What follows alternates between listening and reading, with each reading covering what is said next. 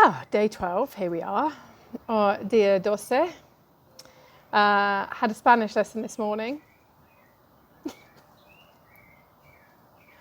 I think we had some Portuguese in there, and we definitely had some Arabic. There was some Portuguese. I think there might have been a little bit of Italian. But if I'm going to deliver this TED talk in Spanish, then, got to really speak Spanish to be able to do it, haven't I, really? Been quite a morning. We've been preparing for a lot of press interviews for this book, for the up-and-coming release of The Potent Power of Menopause, a culturally diverse perspective of feminine transformation. And one of the things that we wanted to do with this book is actually show the diversity of women around the world. And some of us have written very factual pieces, and some people, like myself, have written a narrative, a new narrative, I just love this book so much. I've written a lot of books now, and I love all my books. They're all my babies. Some I love more than others, but this one, I don't know, there's just something really special about this one. And I don't know if it's just because I'm in the throes of menopause right now. And seriously, in the throes of menopause, I'm awake stupid o'clock in the morning. Is it coming? Is it not? What's happening this month? Do I need to prepare? Because the thing is, right? And guys, those of you of a sensitive nature, you might want to switch off now. But when you're traveling the world and you're in a lot of remote locations, trying to find sanitary protection is a bit of a thing. It's almost like find the treasure. Like X marks the spot, except it doesn't, because when you turn up there, a lot of it is tampons. Now, I am not sticking one of those things up me. Seriously, toxic shock syndrome and all that. No, all that bleaching chemicals that goes on those, no, not happening. Not happening. People are but you could go swimming, Dawn. And I was like, yeah, I could. But when I'm bleeding, I ain't got much energy. I'm in full-on creation mode. What's that? We had... I'm in full-on creation mode. I don't want to be swimming. I don't want to be running. I don't want to be doing a lot of things apart from lying in bed writing. And that's the great thing about my job and those of us who write. God bless all those of you who run around after everybody else all day long. Even when I'm sick, I can be in bed. Not that I get sick. I mean, recently, after spending some time in that I'll tell you what, air conditioning. Seriously, all of you who have been in air conditioning, I don't know how you do it. You'll have heard me coughing a few days ago. And that is the result of being in air conditioning for a couple of hours. I just, every time, even my mum said, you've been in that air conditioning again, haven't you? I was like, yes. Don't do it. Why do you do it? She goes, I felt like a 4-year-old. Why is it our parents always seem to make us feel like a 4-year-old? Even when we're 44 or, I'm not older than that yet. But still, they still make you feel like a little girl, like you're naughty. I am, but, mother, please. But yeah. Anyway, so finding sanitary protection in this area or in these remote areas has been a bit of a challenge. And I've been I could get a moon cup, because I'm someone who I really do not like using sanitary protection because of all the plastic. It's we having to wear nappies which shouldn't sit in landfills for goodness knows how long. So I started burning them, and alchemizing the power of the blood. And then I was told, no, don't do that. That's really bad. I'm like, well, I don't want them in landfills. What am I going to do? And they're like, get a moon cup. I'm like, seriously, there is not enough cup for that much flow. I don't care how big the cup is. It's not big enough for the flow. I've always had really, really heavy periods, and they always used to be really, really painful. And this is one of the reasons why my next book, it's following on from the menopause. And so we're looking for 10 ladies who've had problems with endometriosis. and that, or have chosen to not have children, and women that have been going through fertility or have had other problems, maybe ovarian cancer, or ovarian cysts or what have you. So we want to really take this message of menopause and actually now look at the ovarian health. Obviously, this will be a Dawn publishing book, and it doesn't matter whether you've already published a book or whether you are new to publishing a book. You ain't published a book like you've published a book when you come with me. And that's quite exciting, really.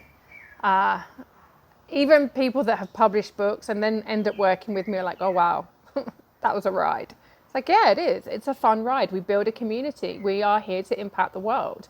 And you do get called forward, and you will be requested to show up and be part of the team, and promote the book and promote each other and really build a community. You know, there is a much bigger vision, as you could probably tell with me by now. And there is so many things that we can be discussing, because one of the things I've just seen on LinkedIn is a woman has, she's put queer as fuck, black as fuck. She just wrote something. She just wrote something, and I was like, boom. Because apparently some people still love to go online and just attack people. And now with California, I think it's California, a state in America, has just said you're not allowed to say the word gay. Now, what is wrong with the word gay? Now, years ago, like going back quite a long time ago, gay used to mean happy. Then it became the word to use for homosexuals, and now you're not even allowed to say the bloody word. Like, seriously, are we not even going to be able to say good morning to one another soon? I mean, I know I've gone off on a complete different tangent right now. You'll understand why in a minute, I hope. Let me just make a note of it so I can circle back, Helen Sparks. I know that you're listening and I know that you're watching, so we can circle back and go over it. Okay, I don't even know what I was going to write down. Okay, oh, I know. Hang on. Reminds me of when I was doing a training once. Went, oh, idea, butterfly. Anyway, so she's written this post, and I'm just like, why are we not allowed to say things anymore? Have we really got to the point in our lives and in society where we are so offended by other people having an opinion or making choices for themselves that we have to actually go on and attack them? And then we have to be banned from reading certain books, banned from saying certain words. We've been banned from breathing fresh air and meeting with our families. We have been banned from having plant medicines in certain countries until obviously the government and pharmaceutical know how to make money from it. That's a different conversation again. But seriously, people, like, we need to grow up. And as I like to say, own your ovaries if you're ladies. Hence why, circling back, hence why this book that I'm doing is so important. Obviously, I'm not going to give too much away because, you know, until people are actually fully on board with it, then they will then get to know the full scope of the project. But one of the things we wanted to do in the menopause book was actually talk about gender and lesbian couples. You know, what is the menopause like for people that are going through gender transition, or what is it like for women that are living together, going through the menopause together? You know, I should imagine that'd be quite a wild ride, to be honest with you. Two menopausal women in the same house. I mean, my mother and I in the same house when I was on a period. I mean, she was never on a period because she had her bits whipped out, as you will read in my chapter. They're her words, not mine. And that was bad enough. Me and my sister in the same house on a period. You know, goodness gracious. So two women going through the menopause, living together? How does that affect your relationships? Ladies, why did you not show up? Why did you not come and join us? And the ladies that are going through gender transition, you know, or the men that are going through it, like that were a woman, or, I mean, I am not politically correct, and I really don't know the etiquette. But again, it comes back to being overly sensitive and easily offended. You know, own your ovaries or your balls, whichever set you've got. Whether you've got both sets or not, I'm not quite sure. Again, this is said with, you know, not being offended, but just being bloody confused. And if I'm confused and you're confused, the whole fucking world is confused, right? So it was just like, well, a friend of mine, her son, I mean, when you look at him, and even when you looked at him as a little boy, little girl, like, it was like, he's always been a boy. There's no doubt in anybody's mind. You look at pictures of him when he was younger, he was a boy. He had the girly bits on the outside, but he didn't get periods. He didn't blossom with the boobs. And that was kind of how we all kind of knew. But if you have had the man bits and you've transitioned to a woman, like, what is that like? I'm looking for somebody who is going to come on my podcast to talk about this, but I would really love to know. I'm a curious woman. I ask all the questions everybody else is thinking. I say all the things most people are thinking but are too afraid to say, because I want to know. It's not because I want to be rude or offensive or politically incorrect. I mean, my friends are worried about me coming to America because, you know, coming to America, Eddie Murphy, Soul Glow. You can't say coming to America at my age and just not think of that movie. That's fucking brilliant marketing, that is. Anyway, they're worried about me coming to America. They're like, Dawn, you're just going to say stuff that people are going to be so offended by. I'm like, well, they're going to need to toughen up then, aren't they? You know, call a spade and say what you think. And, you know, if someone says something that I disagree with or that hurts me, I'm like, why did that hurt me? Why is something that someone says about me, why am I going to allow that to hurt me?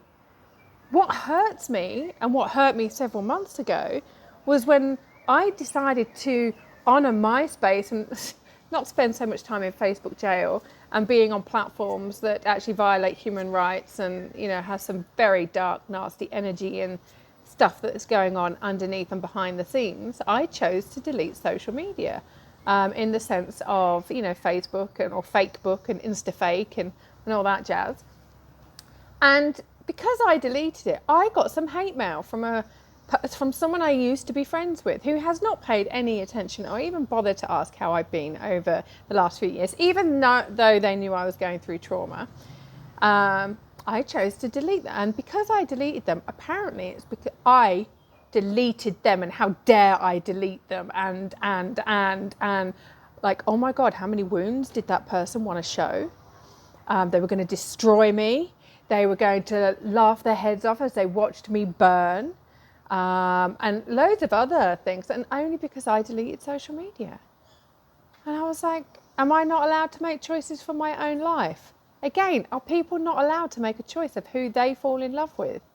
And, you know, if you want to be called gay, why are you not allowed to be called gay?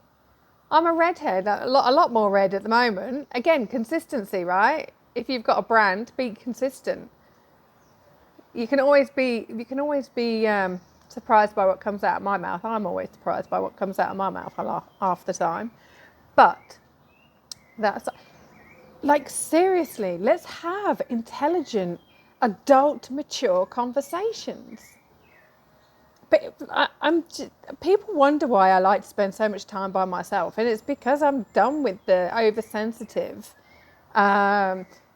martyrs and people that love to wax lyrical. Like, oh my God, grow a backbone.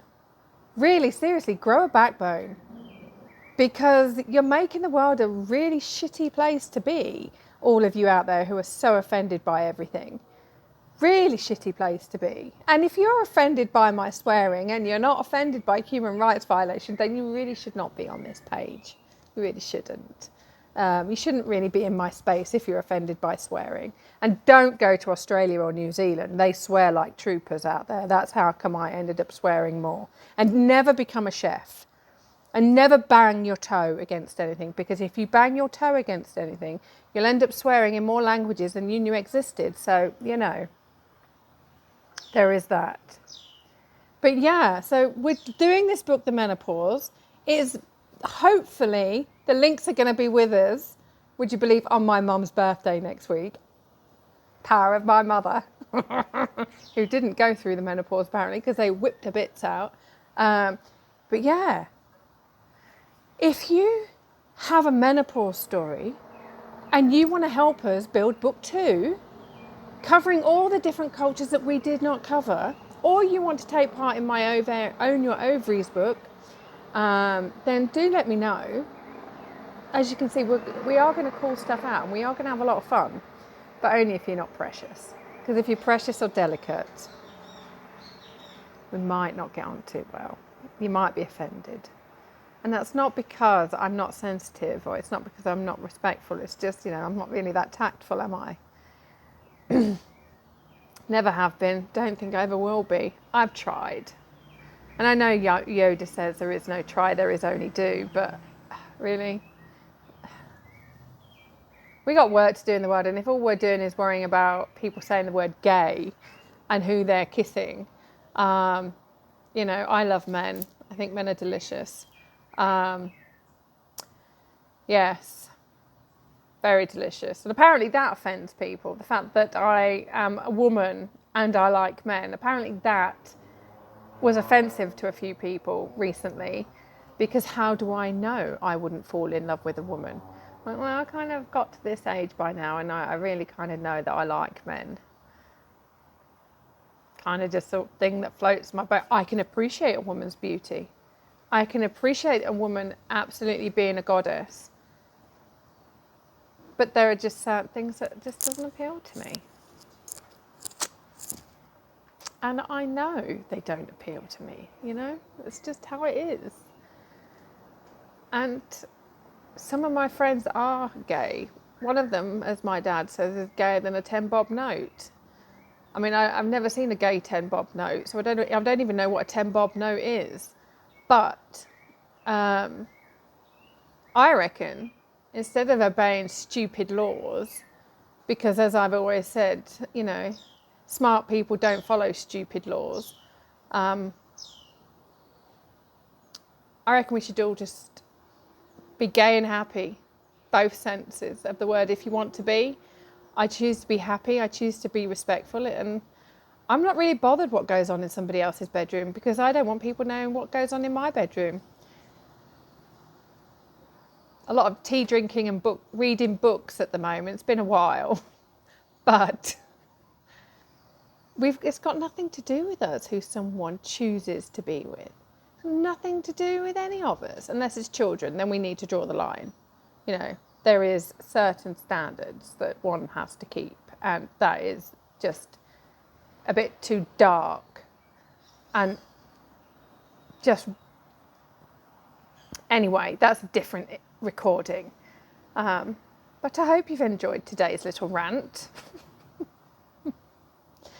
And yeah, if you want to be in the books, send me a message. If you're delicate and don't like swearing and being triggered, then, don't bother sending me a message. We'll just delete you. We don't want that kind of delicate Daisy and sensitive Simons in our space. Unless, of course, you're willing to toughen up and, we're all sensitive.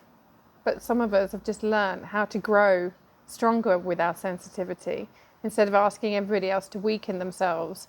And that's the thing. When we tell people to stop saying certain things, or when we tell people to stop being who they are, what you're actually doing is encouraging people to tell you to stop being who you are. And after everything that I've just said, stop being delicate. I haven't said stop being delicate. I've just said, if you are, then isn't it probably about time you learnt to toughen up? I'm going to go make a cup of tea. And it's red tea to match my hair. Was completely coincidental, not that there are any coincidences in life. They didn't have any black tea, which was really quite disappointing. Because those of you who know me know I like a bit of black tea. And this was supposed to be the same colour. Same brand, same colour, same number, same code, same amount of time. It's just come out a completely different colour. Same parents, and the siblings are all different. Same genders, we're all just different. We're all human, but we're all different. It's time to embrace it, right?